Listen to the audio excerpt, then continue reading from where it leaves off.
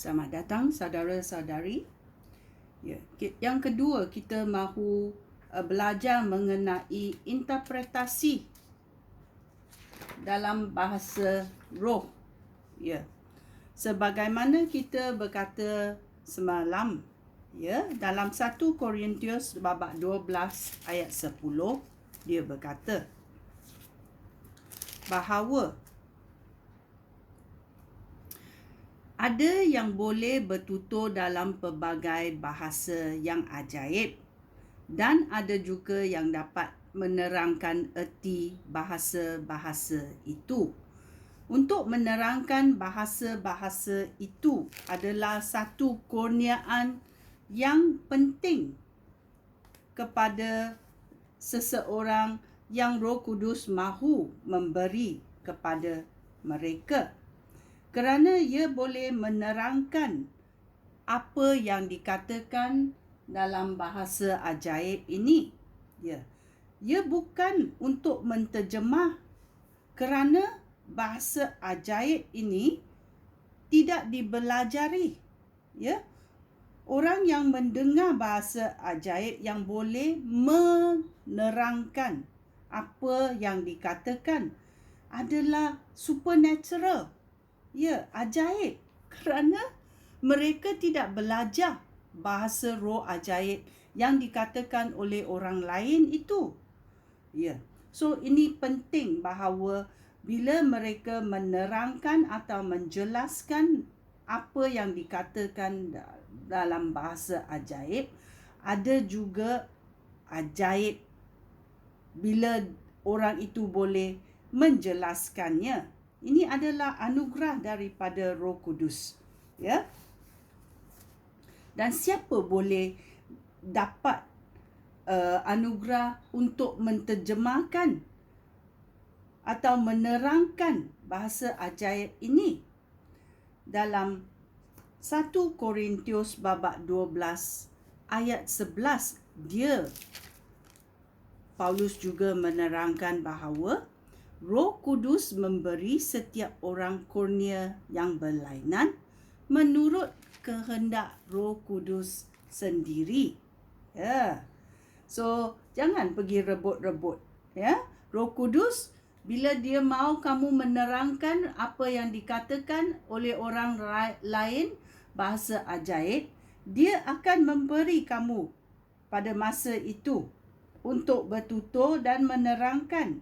Kerana Roh Kudus boleh mengurapi kamu pada masa itu juga untuk bertutur dalam bahasa ajaib yang orang lain berkata kamu boleh menerangkan dengan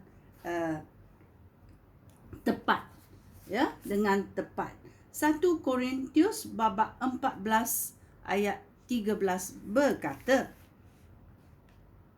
seseorang yang bercakap dalam bahasa yang ajaib harus berdoa supaya Allah juga menganugerahkan dia kurnia untuk menerangkan apa yang dikatakan itu.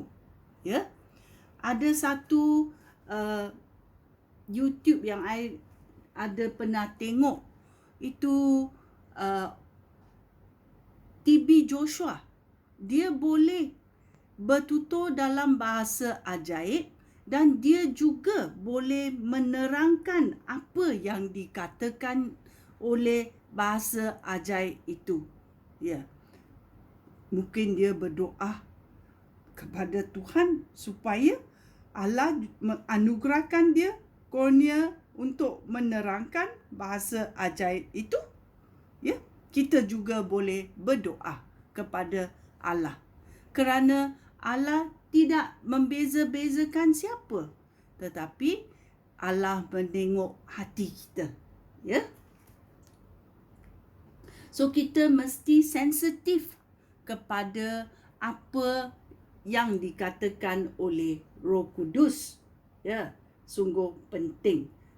Dan bila ada orang yang mahu bertutur dalam bahasa ajaib di khayalak ramai, Roh Kudus juga boleh memberitahu kamu sebelum dia berlaku. Kerana iman kita adalah iman yang sekutu dengan Roh Kudus.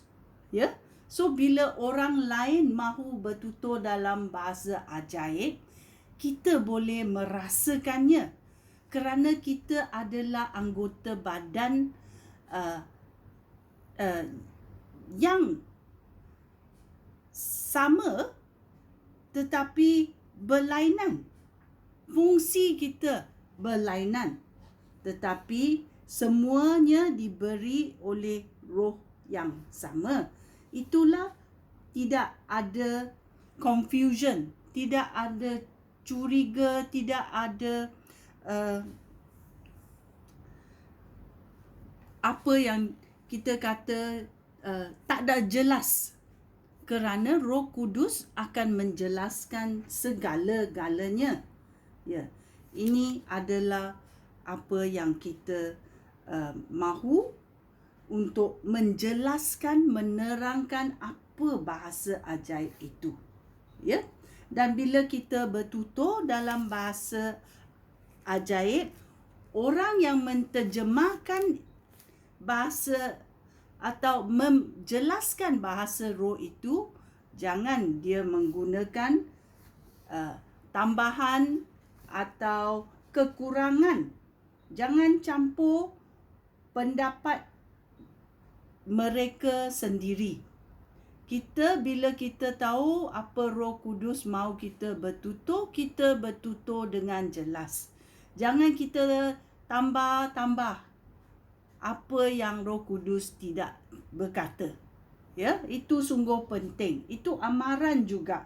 Kita jangan campur aduk benda-benda dalam perasaan kita sendiri. Ya.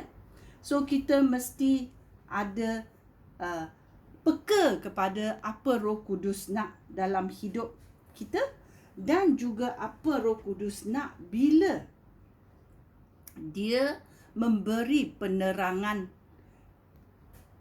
bahasa ajaib ini, ya, kepada sesiapa atau jemaah yang mendengarnya di Hayalak ramai. Ya, penterjemah ini jangan tambah, jangan kurang.